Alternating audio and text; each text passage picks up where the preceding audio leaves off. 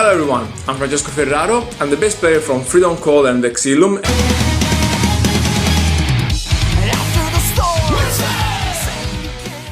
And I'll be guest on the Metal Galaxy on February 26th, it's a Friday, 9 p.m. Italian time.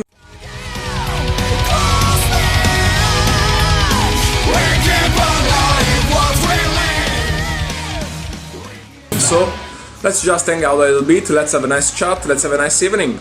See you there, guys!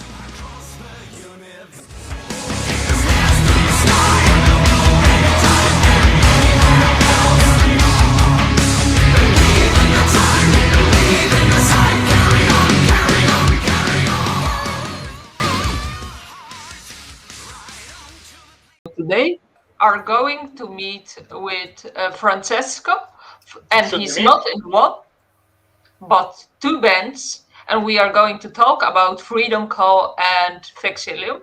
And before we kick off, Francesco, can you please introduce a bit about yourself and the two bands you are in? Okay, I'm Francesco Ferraro, I'm from Italy, I'm the bass player of both the bands, M.E.T.A.L and Vexillum. M.E.T.A.L, I'm in the band since 2019, but I met first time with the guys, actually, in almost 9 years ago. It was we were on tour 2012, Vexillum, Orden Ogan, M.E.T.A.L, and look at Ridley's Rhapsody.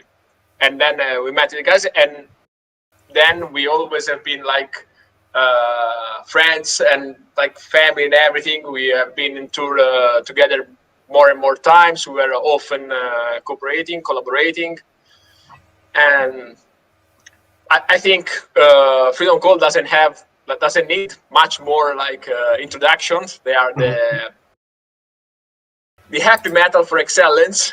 Yes. So exactly as Chris always says on stage, it's happy metal. That's funny. That's it. Yeah. We go, we have fun, you have fun, and that's M.E.T.A.L show. That's it. With Vexillum, I'm in the band since 2008. We are a power folk metal band from Italy, and we are going to release in a couple of months the new album under the new label Scarlet Records. And the album is When Good Men Go to War. That's a new song. It's we started with the idea of M.E.T.A.L, is the guitar player.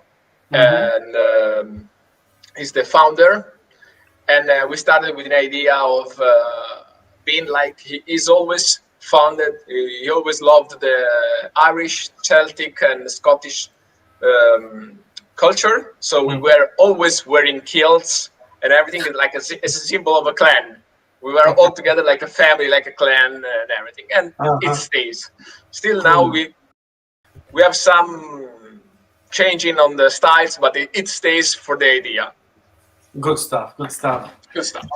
And as you said about the Celtic and music and folk music, can you tell me your influences? Okay, my influences. Yes. My influences.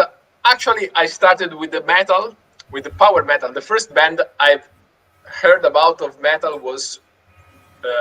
Except actually the big one like Metallica or Iron Maiden, they were Rhapsody and Nightwish. They were my first bands that told me that there is this kind of music, because I was listening like to punk, to American punk, like Green Day, Sum 41, Yellow Card. Okay. that was my style. Then came Rhapsody with Symphony of Enchanted Lands, and I took all the other albums and I started just put their one over there, and then it came Nightwish with Once, and that was actually my first metal concert. They were in Italy, and they were Nightwish touring with the Sonata Arctica. So I also had the chance to see them live, almost as first band ever. And and then after I met with the guys, the Vexillum, and I started to listen to every kind of metal, power, but mostly power, symphonic, and folk. So that's where everything is begin to mix. Also Vexillum. Tell me. Yeah. And do you know any Irish band? Any Irish folk metal band? Or have you been to Ireland? No, actually, still haven't been over there. Sorry, never been yet. But it was actually a program to visit as a tourist because it's a long time, and I want to see that. It's something that I really want to go like on small villages, not only Dublin, just the small villages. Go and do like the shore. I'm wondering, how did Vexillum then have Celtic, Irish, and Scottish influences? Michele is very fond of the music. Actually, also I like the music, like the traditional Irish. I've got like tons of albums, bands, compilation of Irish, Scottish. But Michele also plays bagpipe. So he plays bagpipe. He and Dario know how to play the Irish whistle. They played it. They really love the music, the dancing part of the music, the cheering part, like the one that you are in a tavern and you are drinking meat and you're staying there and you listen to the music of that's the big part of where it comes from. And they've got like with this love, with this idea of the Irish and the Celtic music, and it started like mostly power, but then we added step by step more and more and more of Celtic and Irish. So we are in Irish and Scottish and everything, like also started to play different instruments. And then we have on Unum and also on When Good Man Goes to War, we have the teacher of Michele, the bagpipe teacher of Michele, that is playing a lot of stuff like the low whistle, the bodhran, the bagpipe, and everything. Nice. That's nice. And I'm wondering then, it's very Scottish and so on, but do you have in Italian any folklore? Yeah, in Italy we have a folk music, a typical, mostly like from the Taranta, from Puglia. Then we have the typical folk music from the Sicily. It's similar, but I think, in my opinion, it's difficult to mix with the metal music, because also the way of singing is very different. The atmosphere, they take a long time to sing. They have, and we can say also like I don't think we have like an Italian folk band, like with Italian folk music. But someone has got like, we have a good pop, a good singer, because he's singer is Angelo Branduardi. He's called the Minstrel in Italy, and he's, since like a lot of time, is one of the biggest names in Italy in music when you are listen to this kind. And we also made a metal cover of one of his songs, Il Giocatore di Biliardo. That's also on YouTube. We put like a cover, and yes, he can inspire a little bit in our ways. We can say that with Branduardi we can have like a little bit of Italian folk inside our songs. Okay. cool. Interesting. I never have thought about Italian folklore and if it would be suitable for metal. So it's really an Irish Scottish thing. Yeah. Wondering who is writing songs and the lyrics in Vexillum, because like I was looking for information but I couldn't find much. Sorry. Oh, okay. Mostly of the songs they are written by Michele. Michele and Dario took care of the songs and the lyrics, but when Good Men Go to War has been written by Michele, the lyrics and the music. It was also his idea of he built up in those latest years that we had like a lot of problems and something. So he built up everything, and this album is entirely written by Michele's flow of emotions of the last years. Unum was written half and half, Michele and Dario, and also other songs like Avalon is one of the songs that we play the most because it's one of the catchy songs in a live show, and it's written by Dario also.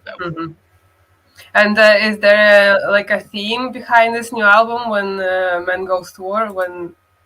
When good men, that's good.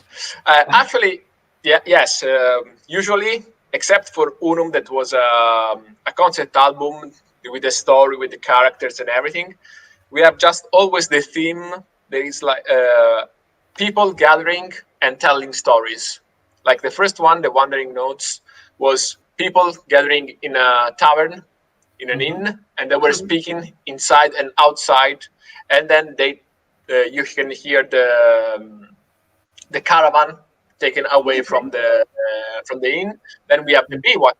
That is the people that is telling story around the campfire. The caravan is stopped under this huge tree, and they were speaking and telling stories around the campfire, the bivouac. And now we are on a ship, we are on a boat, and we are going to tell stories. But right now, all the stories have a theme. Because there is a lot of people that is always have been the quiet, the good persons and everything, but they have taken so many things that can bring them to the limit. So they are speaking about a little bit of when you have the good rage, the thing that push you to overcome the difficulties. And that's the stories are about these things. That's very good. It's very needed nowadays. Yeah, exactly. I think that fits really good with the time, unfortunately, but fits. Yeah. And do you have like a favorite song from this upcoming album?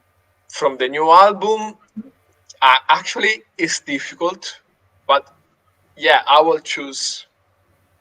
I think I have 3 songs that they can. they just bring me inside. Also because one is written by Michele for my mom that she died some years ago. She was a big fan. She was a huge fan of Vexillum, and Michele put the one song is for her. It's just and that's really it moves really inside. Every time I listen right now, I have to remember that it's a song for Vexillum, and it's a fantastic gift from Michele, and that's really amazing. And then I have the other 2 that are like I can say one is Sons of a Wolf, actually because I really love wolves. That's amazing. I'm really fond of them. But also the meaning is really, really something. It's and it's catchy. It's something that will blow up everything. I think it's, that one is a meaning inside that you can take in very, very different ways. Everyone can recognize inside this song. Interesting. Looking forward to hearing it. We look forward. It will yes. be. Yeah, it will be. Let's see. Yeah, in a couple of months, I'll say. Yeah, of course. Even less. We don't know. Even less. Yeah. So, Francesco, I would like to ask you about Unum, because you mentioned before. Yes, I would like to ask about the concepts, because like was the gesture, the sentence. Can you tell me the concept of this album? Okay. Yeah, actually the concept is quite easy, and also over there is quite modern. We can also use like this is in a time we just take like a little bit out of time, but it's a time that can be every time. There's the persons that they are under. It's not a tyranny, but it's something that compel them, that oblige them not to assemble. Like if there are a lot of people that they're protesting or speaking, they want to separate them because so they cannot react against the politics, against the power. So it's and that the people is just thinking and taking care of their small part, of their small pieces, of their small garden, without trying to risk to rebel, to find a new way, to just act against this power that is ruling without just only brute force. It's even more sneaky. But one person just heard about this, the main character that is played by Dario, heard about the story of the Guardians, these so-called Guardians, that they were rise in the moment of need, and they will change, and they will fight against the power. So he starts a quest journey to find them. He wants to know who they are, who they were, what they do, how they can help. And then he met the jester, and he learned that and then all the other characters, and he learned from every characters how they are opposing in a way or another. Like the jester is just mocking the people because they are they do not have any reaction, and the power because they think that they are too powerful to be menaced, to be threatened. Then there is the sentenced that he actually opposed first time the power. Then there is the lady thief that she's trying. She just have found a way to survive, that it's by stealing from the others.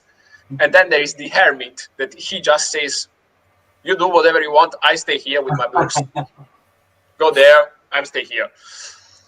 And with this journey, there is a character growth, and in the end, there is like a lot of other books. Like, you are a guardian. If you want to do something, you have to do by yourself. That's it. That's the end. That's the revelation. That's actually because the last song is not just the end, but it's the beginning. Yeah. Standing as one, the true beginning, because everything starts when you decide to act, not when you are relying on someone else. And then there are two covers. Yes. In the end, Italian covers. one, and the other one is Scottish. The other one are the The Scottish cover?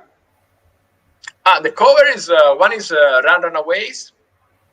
That is like, I was working at the Hard Rock Cafe in Florence, and I loved this song. Yeah, we had like in the playlist, and I love this song, and it's cheerful and it's happy, and it breaks for the thoughtful and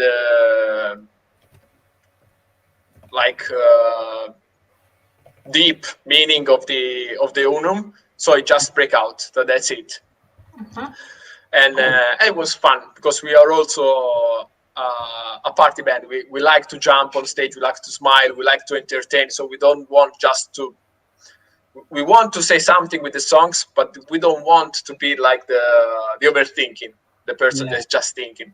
You have to have fun to think about. So that was put out over there. Was put on this way, this cover. And the other one is "Spunta la luna dal monte." It's a song from the. It's like you can say the national anthem of Sardinia, because also there is a part of the chorus there is Sardinian, and we have Efisio, is our drummer. He's from Sardinia, he's from Cagliari, and so he said, we also played one show over there. I think 8 years ago. It was amazing. It was funny. So many people. So much fun. So we just wanted to say again, thank you. Maybe see you again soon. Cool. So you have this song on the album. Exactly. Yeah. And as I have seen, you have a lot of collaborations in Unum album, like Hansi, like Chris, of course, Yeah, and Maxi M.E.T.A.L. M.E.T.A.L. How that happened? Maxi M.E.T.A.L is from Greece. She's Yeah, from Greece. because we had our first tour with Vexillum in 2011. With the opening, we were opening act for Rhapsody of Fire. It was like the Frozen Tour of Angels tour, the European part. So it was the coming back after the lot of time they stopped to concerts, and we were on tour with Visions of Atlantis.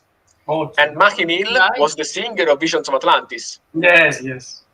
And actually, we met also Raphael Saini. At the time, he was the drummer of Visions of Atlantis, the session drummer of Visions of Atlantis, and he after brought a physio in our band after this tour.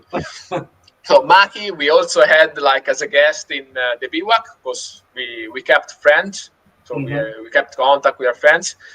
She was already the voice in the Ogan Lady Flame in the Bivouac. She was the voice of the Lady Flame.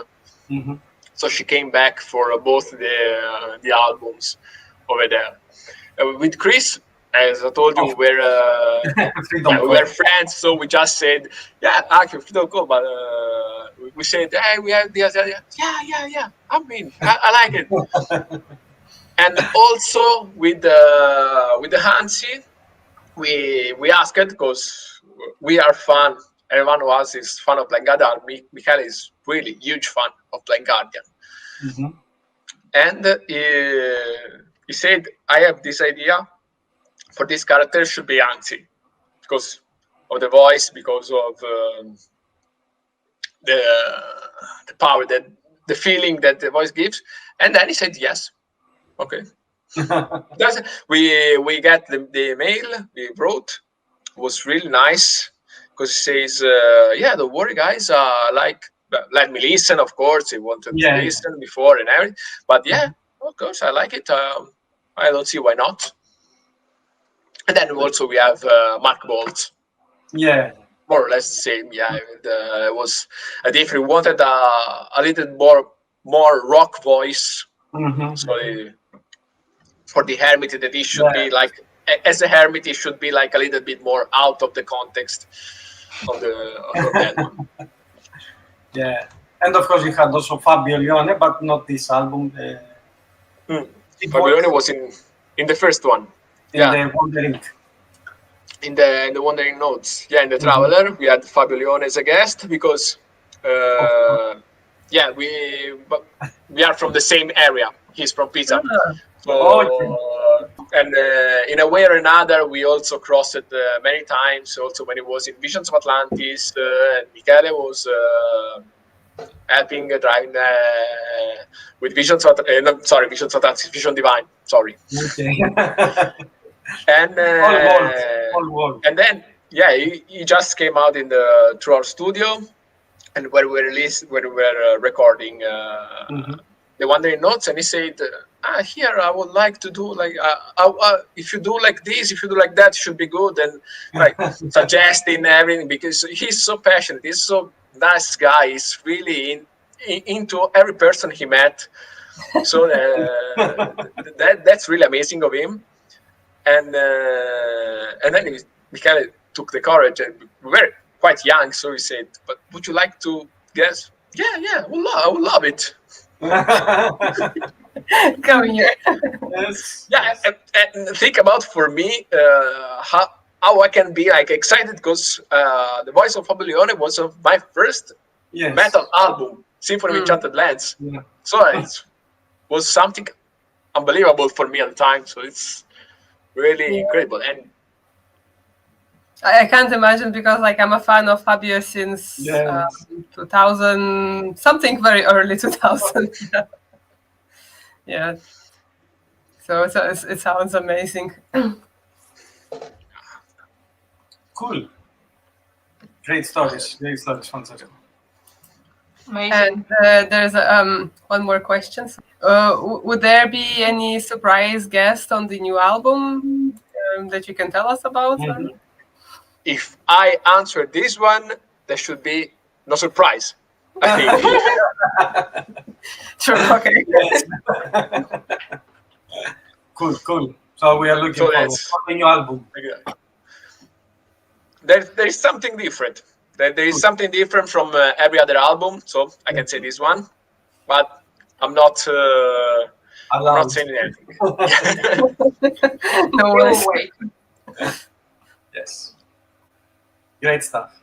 So let's go to folklore. So I'm into history, and I saw that Vexillum is a symbol that is used in military standards by unit in the ancient Roman army. For this reason, I'm wondering, what's the specific reason that something non-folklore is chosen as a name for the band? I hope you could follow it.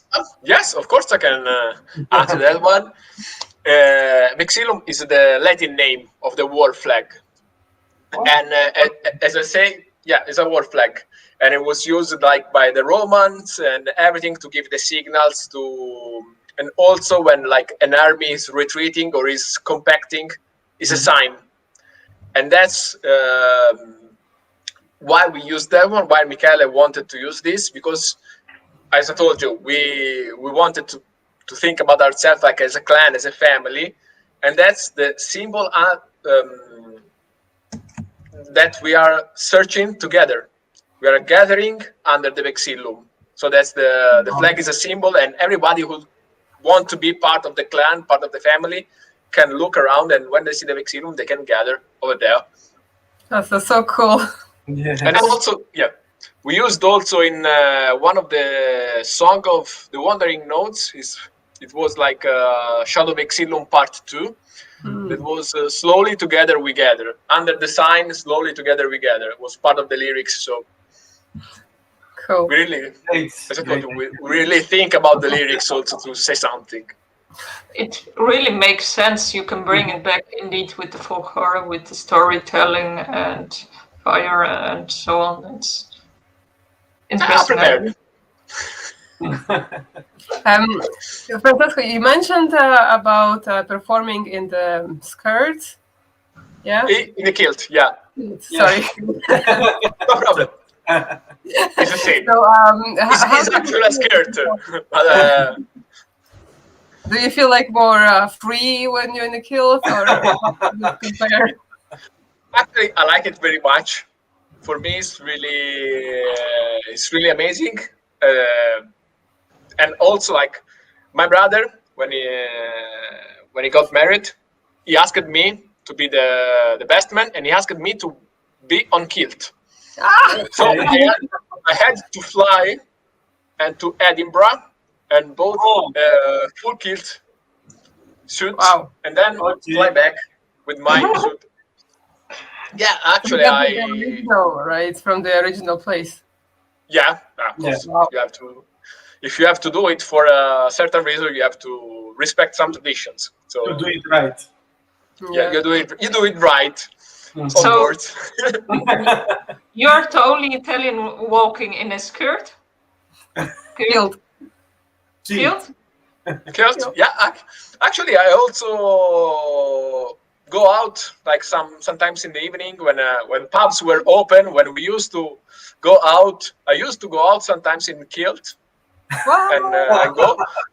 And I also have been like cut cold on the street, like with the long hair and everything. People with me, and I was sending the bird and everything. Sorry. Wow. I don't think. Yeah, I don't know what they think it was. I don't have like a figure that you can misunderstand. Like you can see I'm a man, but it's okay. Maybe in 10 years' time, people will be walking in kilts, like inspired by you in Italy. I hope it's good. It's nice. It's fresh and it's warm in the winter because it's all wool. So it's I love it. I really love it.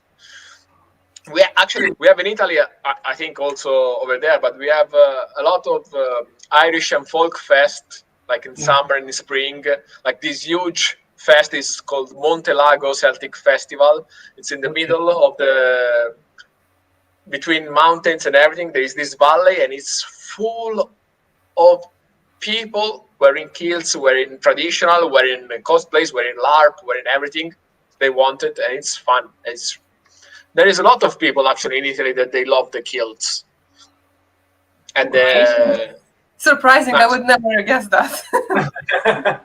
It's like you don't see it here often in Ireland. People with kilts only maybe on St. Patrick's Day. Yes, St. Patrick's, or we have the band here. I don't know. I think you know Cruachan. Cruachan, yeah. Yes, Yeah. Cruachan, Yes. but I never saw the live. But it's only like all they play in kilts. Yeah. Okay. No. Yeah. So. And then when a photographer makes a picture, so then you have to put a censored underneath. Yeah.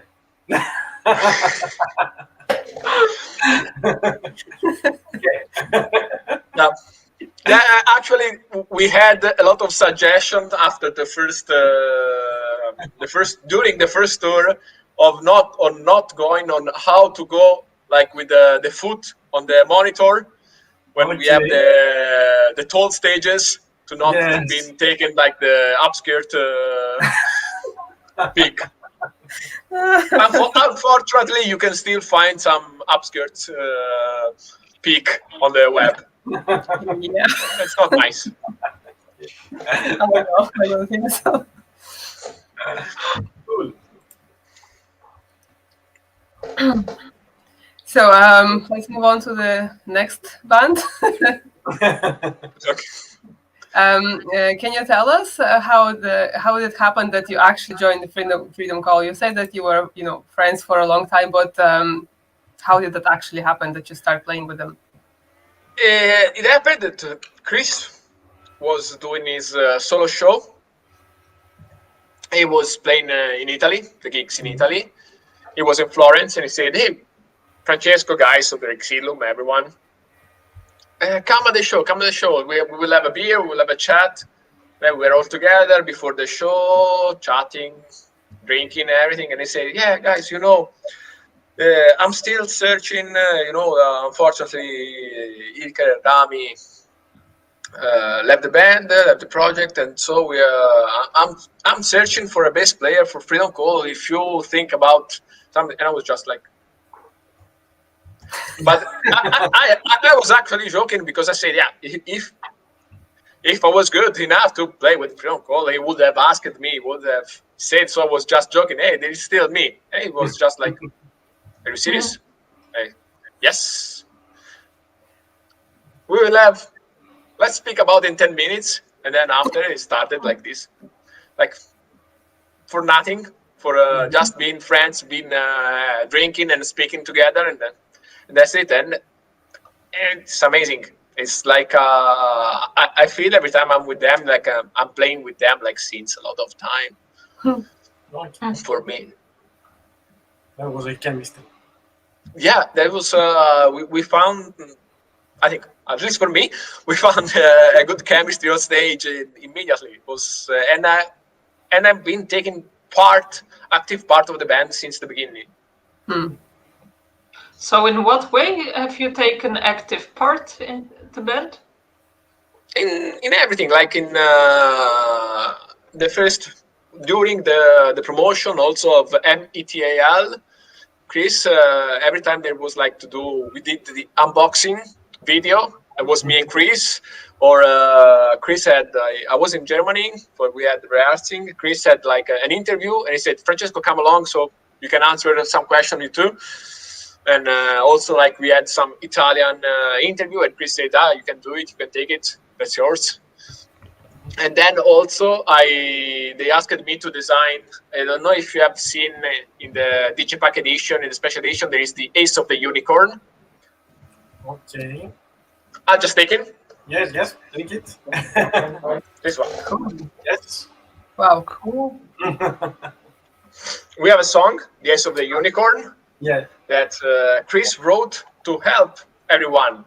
So whenever someone feels just like they are in need of positive vibes, they are in need of a big change in life, they're in need of something, you can play the Ace of the Unicorn. It's like your joker, your special card. You can play once in a lifetime, and that's your card, the Ace of the Unicorn. and he asked me to draw it. So that's my design and part of that. So. Super. Amazing. Yes. It's amazing to see a card game or a card like this from a band. Like, yeah, it's, we have different sizes. Like this one is like I also took the measures of the official poker cards. So that's actually the same size of a poker card, and we also made like the credit card version, so you can put in your pocket and bring with you. And it's not the card that is giving you the chance to change something. It is just you, that you focus all your energies when you decide to play the card. amazing. Creative. Yes, great story. So, Francesco, you work for 2 bands, Vexillum and Free-to-Call, and how you feeling?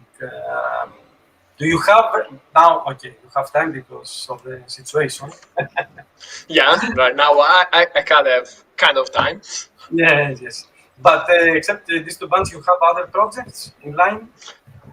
Actually, I had some ideas. I like to work with people. I like to meet people, to work with people. I like to do a lot of stuff, or different stuff.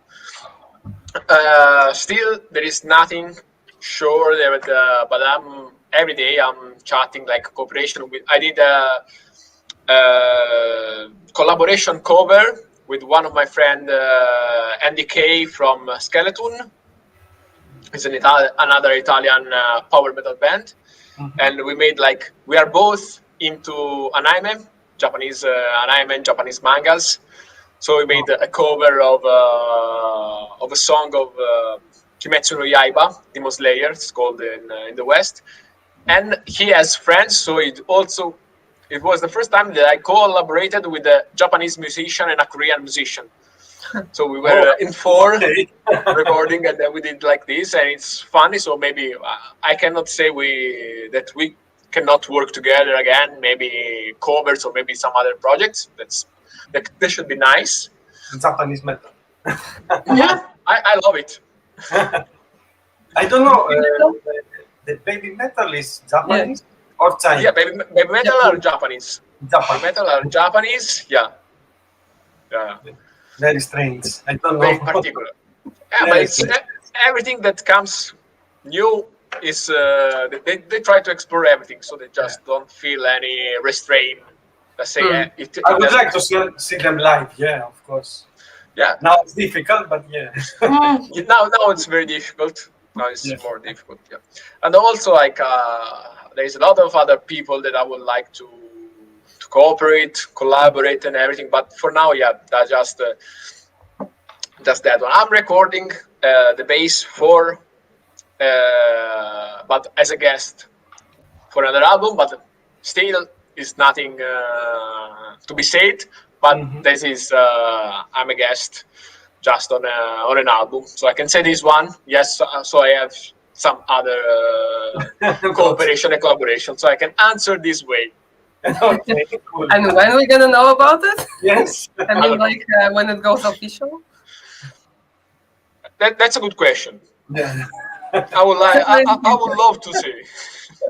No, but I think we are in the ending of the preparing, so maybe there will be not so much after.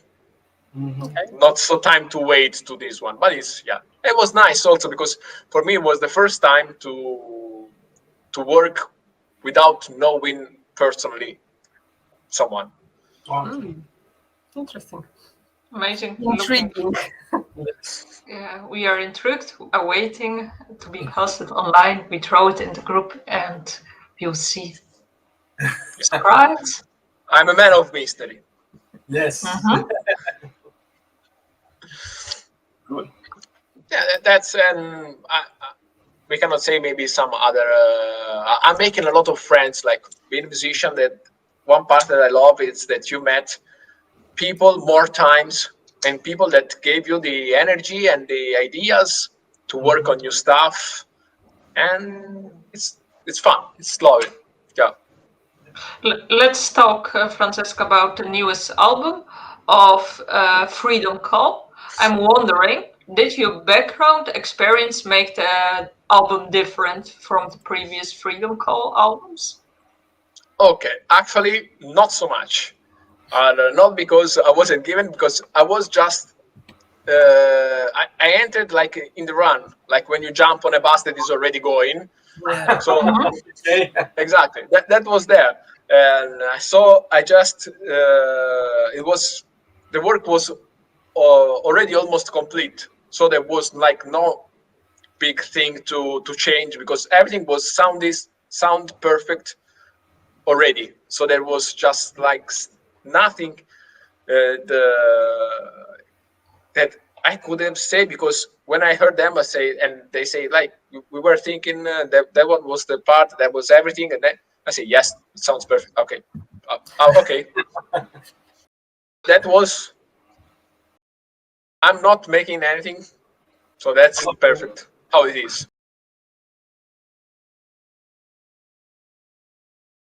Any things you would like to see in the new Freedom Call album? Stages. I would like to see the stages and the people.